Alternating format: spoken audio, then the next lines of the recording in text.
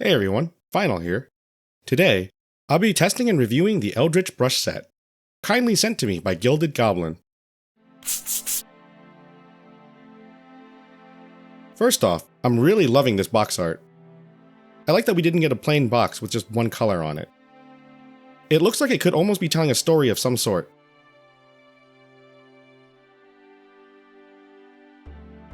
Now let's see for the back. Alright, it's like a little product description. Looks like we get 4 paintbrushes and 2 dry brushes. And some brush care tips. I always like when these are included, because for every person that knows how to take care of their brushes, you have a bunch of people starting out that don't. Alright, let's get this open and see what we have.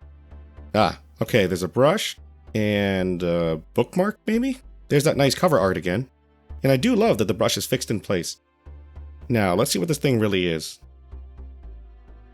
Oh, okay. Another product description. I love they're really leaning into the fantasy part of it. Yep, and check them out on Instagram, which is where they found me actually. And here are the brushes in all their glory. We have the 3-0, the 0, 1, 2, and small and medium dry brushes.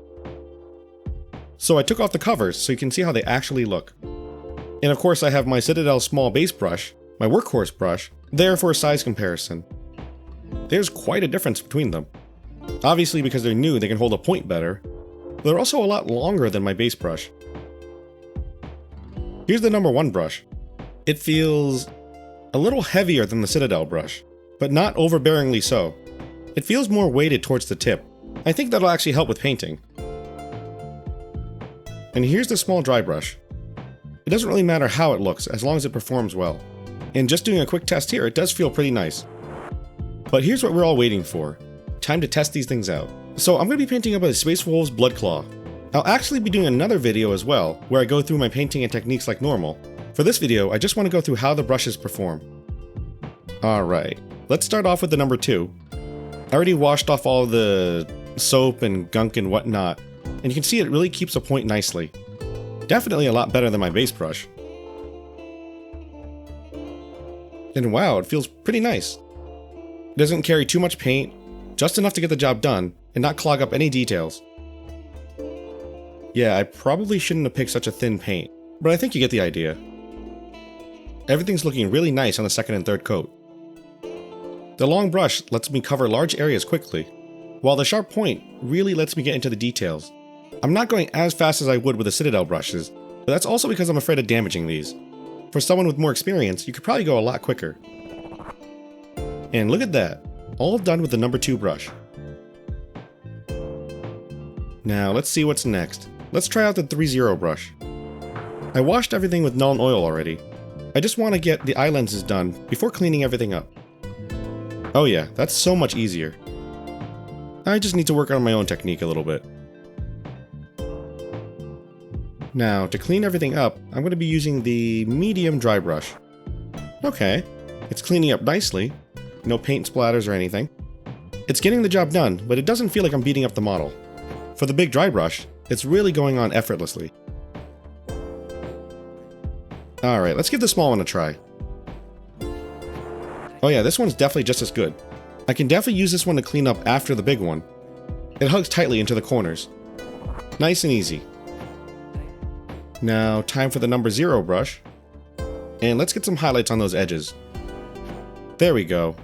They were already kind of bright, but this one really highlights them. I've tried some edge highlighting in the past with my Citadel brush, but for some reason I've always had trouble with it. These are going on nice and easy. And finally, let's try the number 1 brush. I'll use it to get some paint on that Aquila. Wow, that's really nice. I don't have to overload my brush at all. Everything is filling out nicely. Easy here as well.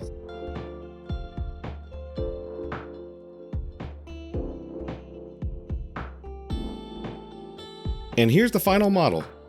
I did end up using my Citadel brush for the washes and contrast paint, but everything else was painted using the Gilded Goblin set. So we know that they perform well, but what about the value? So the full set is about $53 US, while buying them individually is about $10 a piece. Just looking at dollars per brush, these are already a better value than the other commonly recommended brushes. Now, I haven't tried these other brands myself, but after painting out my Blood Claw, I wasn't left wanting for anything.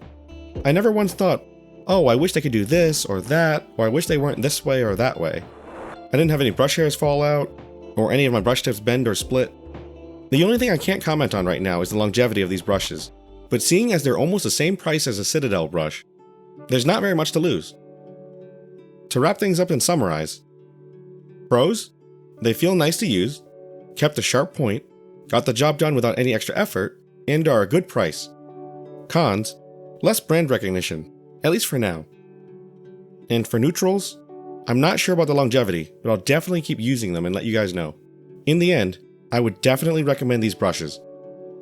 Thank you again to Gilded Goblin for sending these out for me to test, and thank you all for watching. I hope you enjoyed the review, and I'll see you all in the next video.